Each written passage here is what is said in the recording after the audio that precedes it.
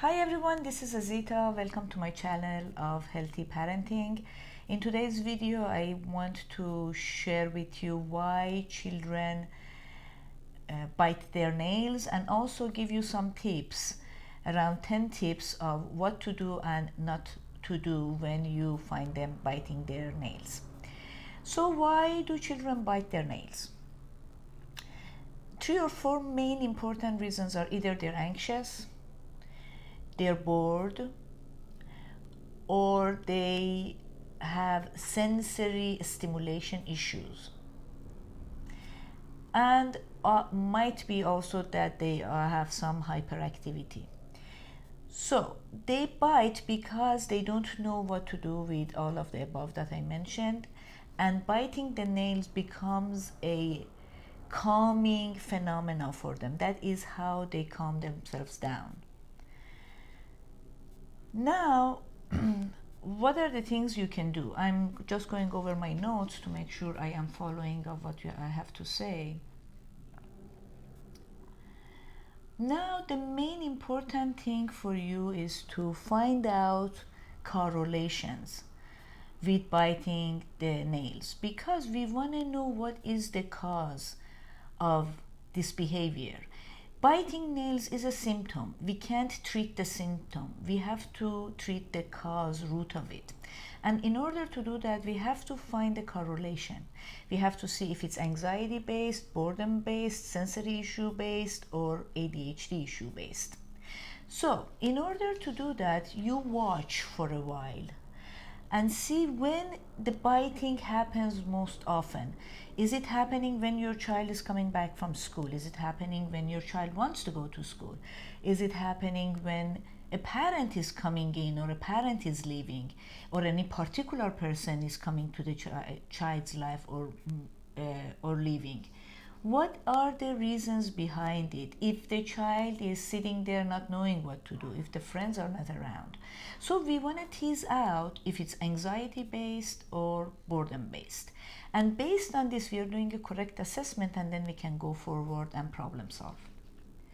All right, now when you found out that the root cause of why the behavior is happening, or what is the correlation, then these are the steps you have to do.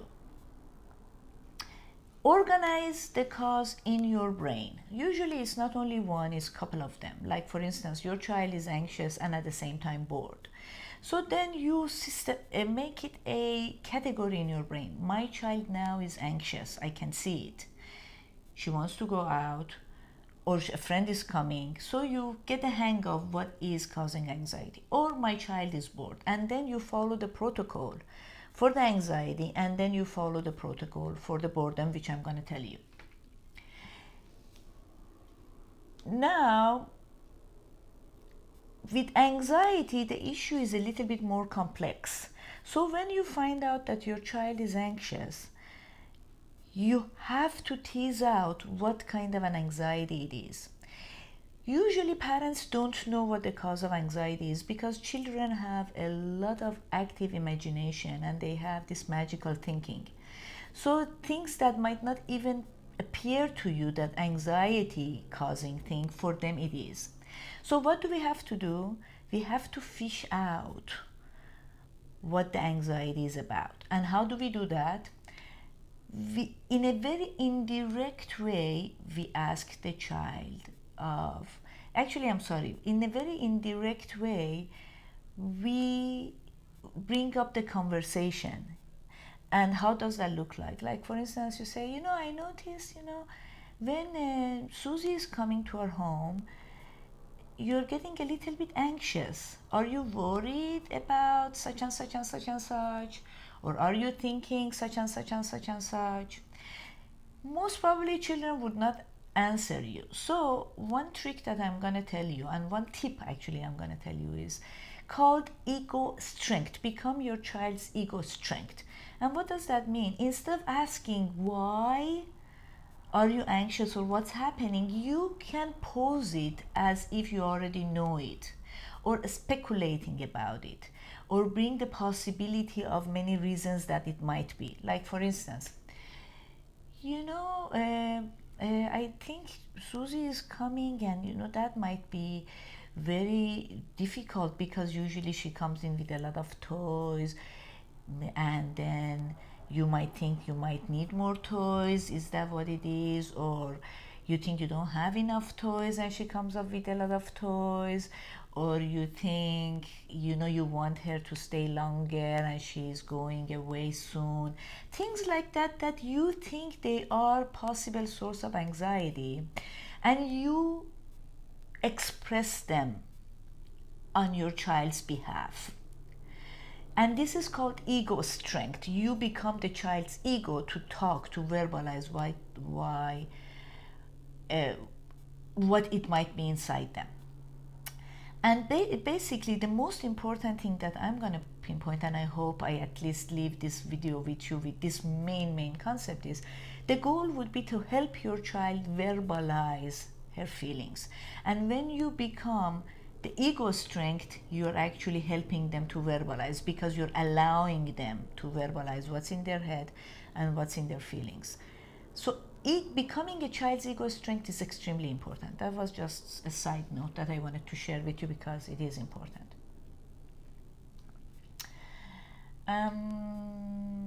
So you become the ego strength, and then you fish around to see what the reason is. Now, the other point that I wanted to make sure you understand is, when you do this fishing around, do not push. And what are the tips for you is, when your child turns her gaze away, it means she's done. When the child says, I don't want to talk about it, it means she's done. When your child moves away and ignores what you're saying, it means she's done. So please, one of the things you don't want to do is do not push, avoid pushing. And instead, take the topic back up, bring it back up another time that you think is a right time. Your child is more susceptible to getting ideas or talk to you. All right. Be kind. Be kind and be very gentle. These are very difficult issues, and it needs kindness. Stay away from being angry. Oh my God, you're biting your nails again. Stay away from telling them to stop, because if they could stop, they would. No child wants to bite her nails. It is a reason they're biting the nails. And when you tell them stop, you actually tell them, do something you don't know how to do it. And as a result, they feel actually much more insecure inside themselves, and they think something's wrong with them because they can't stop the behavior. Also, please avoid and stay away from saying what's wrong with you that you keep biting your nails. This is giving a very negative message to your child and brings their self-esteem down. So please avoid those. Instead, fish around and become the ego strength that I talked about. And let me see. All right. Now, with anxiety, as I mentioned, the protocol is a little bit different than with the boredom. With anxiety, the probing has to be definitely that ego strength based. And then when you understood, the first step with the anxiety primarily is normalize it. Normalizing is, I understand. Normalizing it happens to a lot of people. It happened to me when I was a child. Make up some stories, might not be true or true. So the child understands it's okay. It's normal for her to feel like that. Nothing is wrong with her. Okay, we want to stay away from that. At the same time, step number 2 is to acknowledge. I can see how anxiety producing this situation is. Susie comes to you, you want to spend time with her, and she keeps going very quickly and you want to spend more time with her. That is really anxiety producing. I would have become more anxious as well. So you acknowledge. And then the third step is help your child. Now problem solving is in effect. You have to help your child deal with the anxiety. Now either you do it, you create a situation that makes the anxiety less, or the best possible scenario is to brainstorm together and do it together, and the child comes up with some ideas. Remember, you want to empower your child.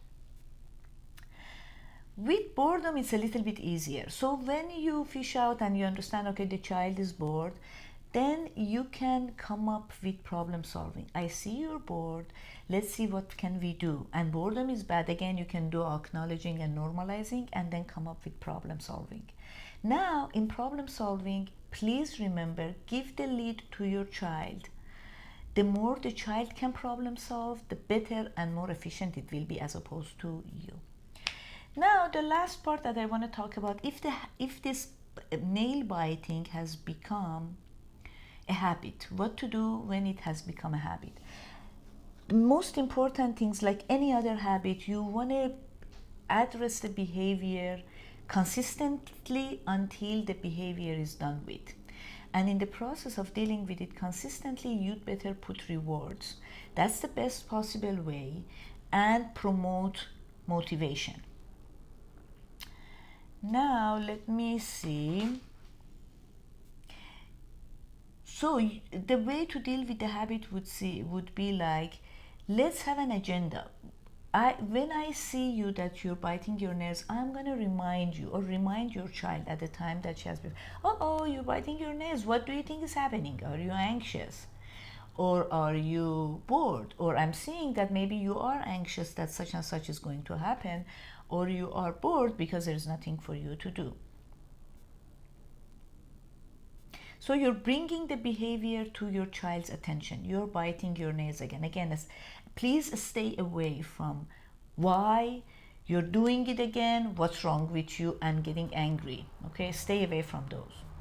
And stay away also from being anxious. Oh my God, my child is biting her nail again. What's wrong with her? Okay, stay away from those. If you have anxiety, deal it with, talk it with your friends. Do not give it to your child. Now, at the time that the child is doing it, help her bring up the ideas that you guys brainstormed before and do it. Like, okay, now you're bored. What do you think you should do right now? Let's do such and such and such. And when the child is doing it, reward her. When the child is noticing, reward her, praise her, and actually give her some kind of a gift if possible. A small amount until the next habit is reestablished. All right, so I hope this video has been helpful for you, gives you some tips of how to deal with biting nails and what not to do. I hope this video has been helpful for you, and looking forward to seeing you in another video of mine about healthy parenting. Be well.